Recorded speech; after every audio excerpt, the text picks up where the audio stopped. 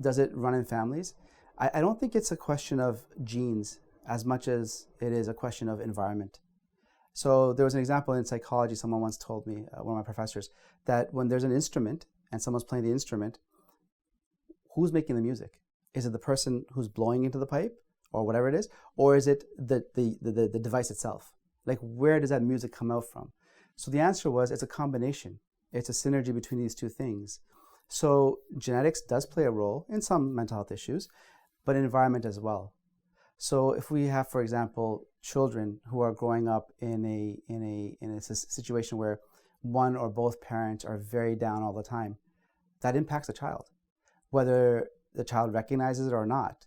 And as they get older, this is how life is. And for them, then there's triggers. And then later on in life, something will happen and they fall into that same rut or same routine. And it's interesting you ask this question because I see this in clinic all the time as well. A child comes in and the child is bubbly, happy, 7, 8, 9, 10-year-old. But the parent, you can overtly see that there's something dragging them down. And they're so concerned and so over it, over the child, that I feel bad.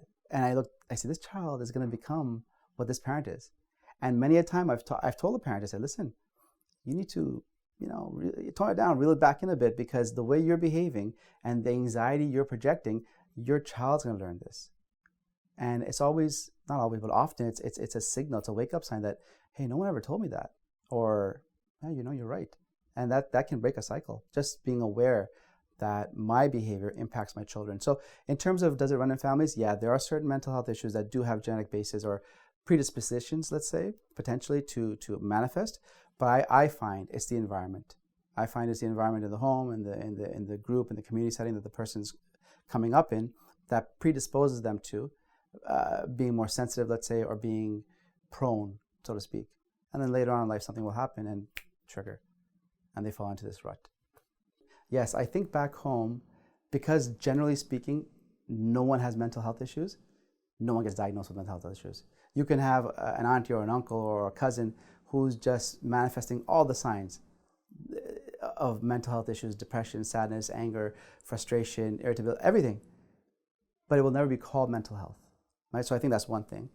But more salient to us here is that when people come here, and I see this as well, new families, typically immigrant families, the parents have a certain upbringing, a certain role, a certain mindset of how life is, which is right and acceptable and normal and correct for back home, not for here.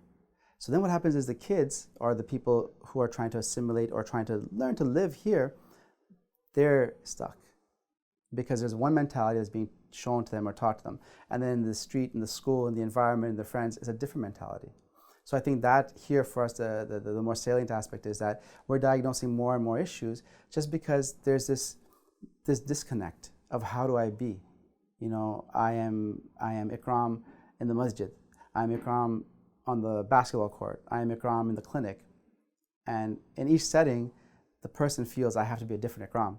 Whereas, no, it's the same Ikram and you should be the same in all settings. So I think for us here, we're diagnosing it more because it really is a problem that people don't know how to be. They don't necessarily understand how to fit in. And that goes both ways. So somebody will come, and because they find that the only way to fit in is to lose your identity, which is not how it should be either. Maintain your identity and accept and build into your life the things from where you've moved to. So I think those are the two issues. One, back home, is just not diagnosed. I think that's changing though a little bit, to be honest with you. But traditionally, I just don't think people feel that this is a real diagnosis. And then over here, a lot of people do get depressed or anxious or have mental health issues because they don't know how to fit into the role that they found themselves into now.